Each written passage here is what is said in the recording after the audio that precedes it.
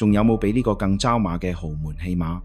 當年被夫家嫌棄係戲子出身，連個女血統都被質疑嘅賈靜雯，為咗爭仔女撫養權，幾乎淨身出戶，仲要倒貼錢兼簽咗5年禁婚協議。所有人都覺得佢輸到一塌糊塗，但邊個會估到多年之後幫佢撐住面子嘅，偏偏就係當年被豪門嫌棄唔係男丁嘅個女。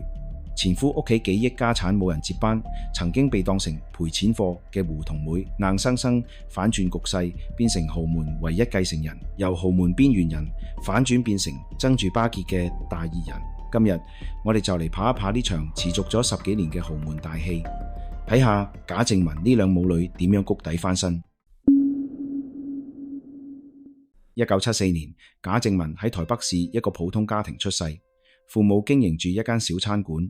日子唔算大富大貴，但都算溫馨和睦。細個嘅賈靜雯生得好有靈氣，一雙大眼水汪汪，特別惹人中意。父母見到個女外形出眾，就有意培養佢向演藝方向發展。16歲嗰年，賈靜雯喺行街時被星探發掘，接拍咗人生第一支廣告。鏡頭前嘅佢表現力非常好，帶住清潔但完全唔怯場。好快就接到更多廣告邀約，正式踏入演藝圈。1990年，16歲嘅賈靜雯參演咗第一部電視劇《佳家福》，雖然只係一個配角，但演技已經開始嶄露頭角，俾觀眾留下深刻印象。畢業之後，賈靜雯冇停喺原地，反而帶住對演藝事業嘅熱愛同憧憬，報考咗北京電影學院，同徐靜蕾、劉孜做同班同學。喺北京讀書嘅日子入面，佢特別刻苦，每日都喺練功房打磨演技，唔放過任何一個學習機會。嗰段時間，佢唔單止開闊咗眼界，演技亦得到飛快提升。但命運就同佢開咗一個殘酷嘅玩笑，就喺賈靜雯一心追夢嗰陣，屋企生意突然出現重大打擊。父親經營嘅餐館因為資金鏈斷裂倒閉，仲欠落一大筆債務。為咗幫屋企分擔壓力，賈靜雯唯有放棄喺北京嘅學業，返到台灣發展，扛起成個家庭嘅重擔。返到台灣之後，賈靜雯更加搏命，幾乎不停接戲，連續轉，由古裝劇到現代劇，由甜美女角色到俠女角色，佢試過各種唔同類型嘅角色，憑住出眾嘅外貌同紮實嘅演技，慢慢喺台灣演藝圈站穩陣腳。2000年，佢主演嘅古裝劇《飛龍在天》創下超高收視，令佢一躍成為台灣一線女星，人氣急速上升。2002年，賈靜雯迎嚟事業高峰，佢同蘇有朋、高圓圓合作主演嘅古裝武俠劇《倚天屠龍記》喺內地播出之後，即刻引爆全網。佢飾演嘅趙敏嬌俏靈動、敢愛敢恨，將角色嘅英氣同柔情演繹得非常到位，成為無數觀眾心入邊嘅白月光。呢套劇令賈靜雯徹底打開內地市場，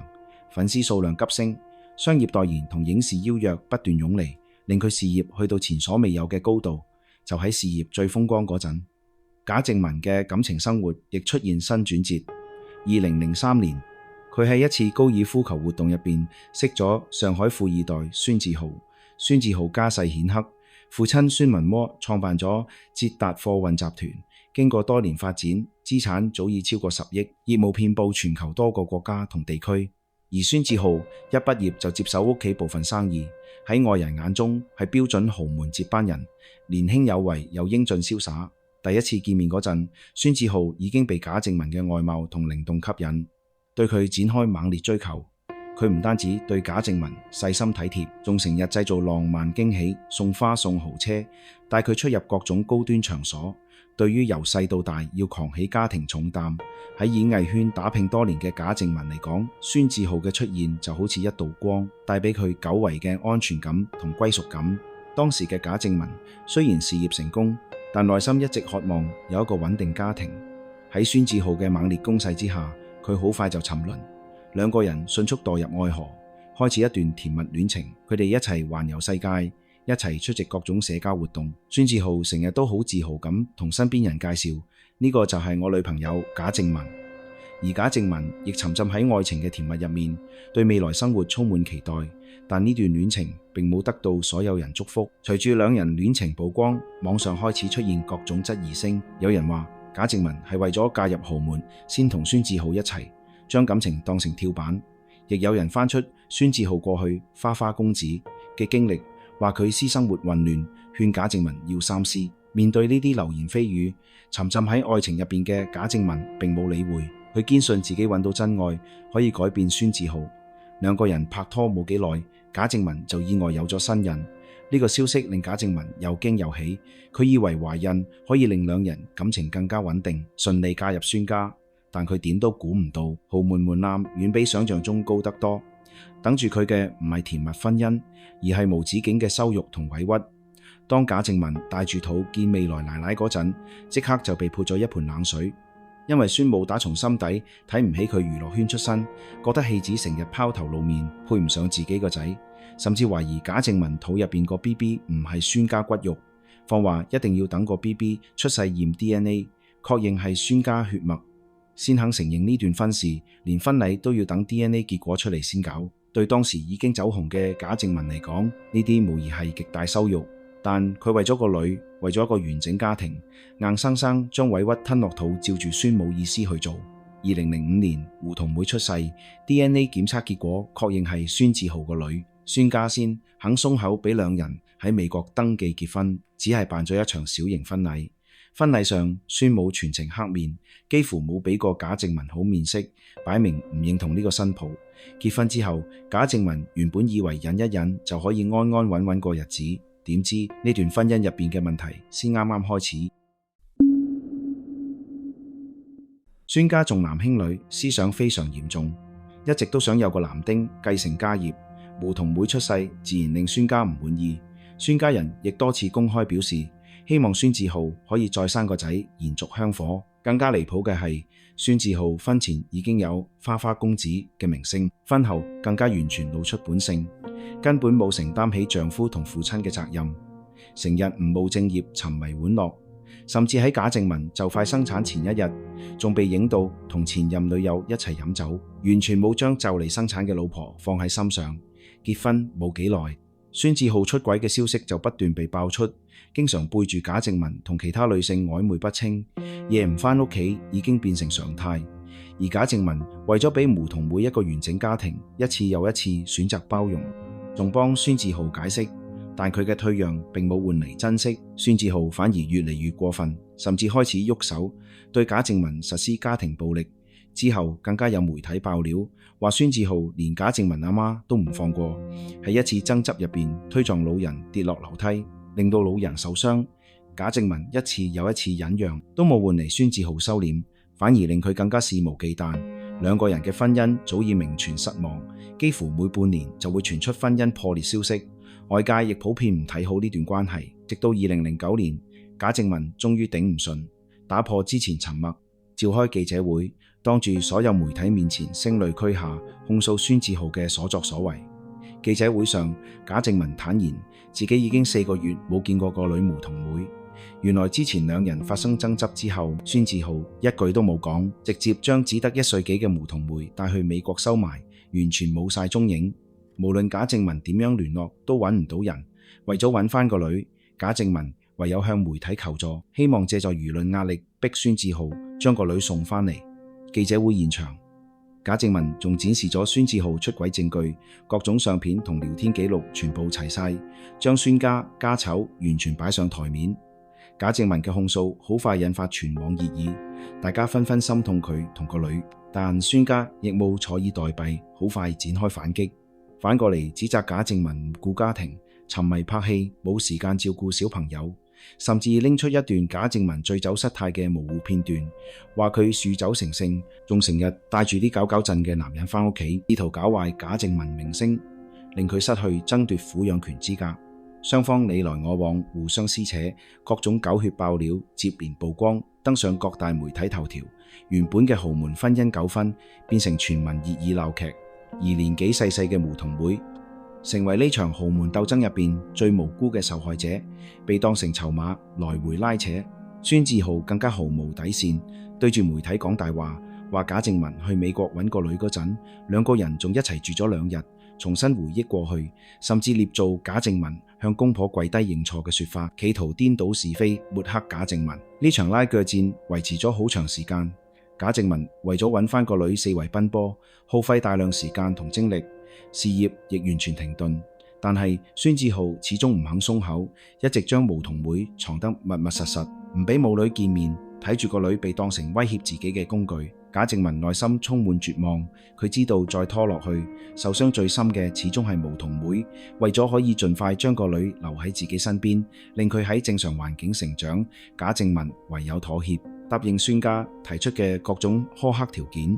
2010年，賈靜雯同孫志浩達成離婚協議，為咗爭取梧桐妹撫養權，賈靜雯幾乎淨身出戶，放棄上海一間房一半業權，仲將結婚時孫志浩俾嘅500萬彩禮同珠寶全部退翻。除此之外，佢仲要向孫家支付2600萬台幣嘅巨額賠償。仲未止，佢仲簽咗一份近似賣身契嘅協議，承諾5年內唔可以再結婚。當時所有人都覺得賈靜雯輸到徹底，為咗一個小朋友放棄過億資產，仲犧牲咗自己嘅感情同事業，完全唔值。但賈靜雯從來冇後悔，喺佢心入邊，個女比任何財富都重要。就算要付出幾大代價，只要可以令個女留喺自己身邊，佢都願意承受。離婚之後，賈靜雯遵守協議，5年入邊冇再拍拖，一心一意照顧梧桐妹，日子過得非常小心，全力為個女打算。而孫志浩就好快展開新生活，冇幾耐就再婚娶咗模特林若亞，婚禮辦得非常盛大，所有人都以為賈靜雯同梧桐妹之後日子會一直平平淡淡，但冇人預料到命運嘅齒輪其實早已開始轉動。離婚之後嘅賈靜雯冇因為婚姻失敗而消沉，亦冇喺梧桐妹面前講過孫志浩任何壞話，反而用一種反向教育方式培養個女獨立人格。佢唔會向個女灌輸仇恨，反而帶住梧桐妹定期去見孫志浩，教佢要尊重父親，但係同時要守住自己底線，唔卑唔亢。平時亦都好重視培養梧桐妹興趣，俾佢學馬術、學鋼琴、品紅酒。賈靜雯表示呢啲唔係溺愛，而係想個女擁有豪門應有格局，將來可以靠自己立足。2015年，賈靜雯5年禁婚協議正式到期，佢終於可以自由追求自己幸福。而就喺呢個時候，一個叫修傑楷嘅男人走入佢生活。修傑楷比賈靜雯細9歲，同樣係一名演員，雖然知名度唔及賈靜雯，但佢陽光靚仔，又成熟穩重，性格溫柔體貼。兩人係經朋友介紹認識。第一次見面嗰陣，賈靜雯因為之前婚姻失敗，對感情充滿戒心，並冇特別留意修傑楷，但修傑楷反而被賈靜雯堅韌同溫柔吸引，對佢展開一種溫和但堅定嘅追求。修傑楷知道賈靜雯帶住梧桐妹，完全冇介意，反而特別心痛佢哋兩母女。佢冇急住求結果，而係慢慢接近，用實際行動去打動賈靜雯。佢會主動幫手照顧梧桐妹，陪佢一齊玩遊戲、做手工。喺賈靜雯工作忙嘅時候，佢會靜靜準備好飯菜送去劇組。喺賈靜雯因為過去經歷而焦慮嘅時候，佢會內心安慰同鼓勵，同佢講你值得被愛。而梧桐妹亦慢慢中意咗呢個溫柔體貼嘅前輩。修傑楷從來唔會逼梧桐妹做任何事，反而尊重佢想法同選擇。喺梧桐妹進入反叛期，打唇盯住辣妹風衫嘅時候，好多人都表示唔理解，但係修傑楷冇責怪佢，反而笑住講，只要你開心，唔傷害自己就得。呢種包容同尊重令到梧桐妹越嚟越信任修傑楷，平時有咩心事都願意同佢分享。相比起親生父親孫志浩，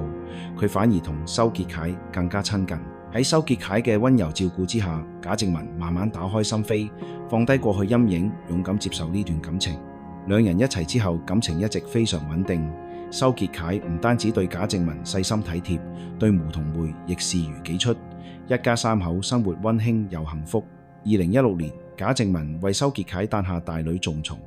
呢個可愛小朋友一出世就受到大量網民喜愛。2017年，細女波妞出世，賈靜雯湊成幸福5口之家。修傑楷主動承擔起家庭責任，每日一早起身整早餐送小朋友返學，夜晚仲會幫手做家務同坑小朋友瞓覺，令賈靜雯可以安心投入演藝工作。喺感情圓滿同時，賈靜雯事業亦迎嚟重生。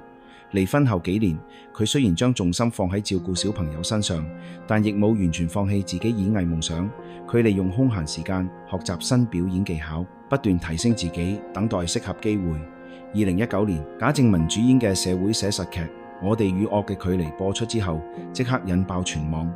佢喺劇入邊飾演宋喬安，係一位因為兒子遭遇槍擊案而陷入痛苦掙扎嘅母親。賈靜雯將角色嘅隱隱崩潰同絕望演繹得非常到位，每一個眼神、每一個動作都充滿感染力。憑住呢個角色，賈靜雯一舉奪得第54屆台灣電視金鐘獎最佳女主角，再次證明自己演技實力。喺頒獎台上，賈靜雯激動落淚，佢多謝修傑楷支持同家人陪伴，亦多謝自己多年堅持。佢話呢段經歷令我明白，無論遇到幾大困難，只要唔放棄，就一定會見到希望。2021年，賈靜雯再憑電影《瀑布》奪得第58屆台灣電影金馬獎最佳女主角，成為金鐘金馬雙料影后。呢個時候嘅賈靜雯可以話係愛情同事業雙豐收。反觀孫志浩離婚之後生活就冇咁順利，佢同模特林若亞再婚之後9年一直冇小朋友，兩人試過好多方法，花咗唔少錢，亦受咗唔少苦，但係林若亞始終未有懷孕。隨住林若亞年紀越嚟越大，已經48歲嘅佢想生小朋友變得更加困難。之後台灣媒體爆料，其實生育問題出喺孫志浩身上，因為佢患有弱精症，先導致多年冇小朋友。之前只係因為遇到容易受孕體質嘅賈靜雯先有胡同妹。呢個消息一出，局勢即刻反轉。之前被孫家嫌棄係女仔，被當成賠錢貨嘅胡同妹一下變成香杯。始終孫家資產雄厚，貨運集團規模龐大，仲有大量物業同股權，但冇其他第三代子孫，胡同妹自然成為唯一繼承人選。孫家對佢態度亦180度大轉變，再冇之前輕視，反而特別重視。更加令人意外嘅係，2021年孫志浩被確診肝癌晚期，躺喺病床上嘅佢，終於意識到親情重要，開始主動修補同胡同妹關係。賈靜雯知道之後冇阻止，反而勸個女多啲去探爸爸，始終血濃於水。胡同妹亦非常懂事，直接由美國休學返上海專心照顧孫志浩。而孫志浩被個女行動感動，喺病床上已經將紐約曼哈頓豪宅轉名俾胡同妹。之後仲立下遺囑，將總值50億家產全部留俾胡同妹，包括貨運公司核心股權、名下物業等所有資產。而孫志浩現任妻子林若亞唔單止主動放棄繼承孫家財產，仲同胡同妹相處到好似親姊妹一樣，亦得到賈靜雯認可。平時會做胡同妹專屬造型師，知道佢中意丙烯畫，每年都送限量版畫具做生日禮物，仲刻意避免同胡同妹合照，俾足賈靜雯尊重。而家嘅胡同妹早已唔係當年嗰個被當成豪門鬥爭犧牲品嘅小女孩，手握50億資產。孫志浩父親之前仲修改遺囑，特別寫明如果胡同妹30歲前結婚，必須簽婚前協議，確保股權完整。而面對媒體訪問，胡同妹亦好聰明回應，話自己初戀係莫奈嘅睡蓮，目前唔需要人類伴侶。賈靜雯面對媒體提問點樣睇前夫家族將女兒定為繼承人，亦巧妙回應，話梧桐樹從來唔會問風從邊度嚟，只會向住陽光生長。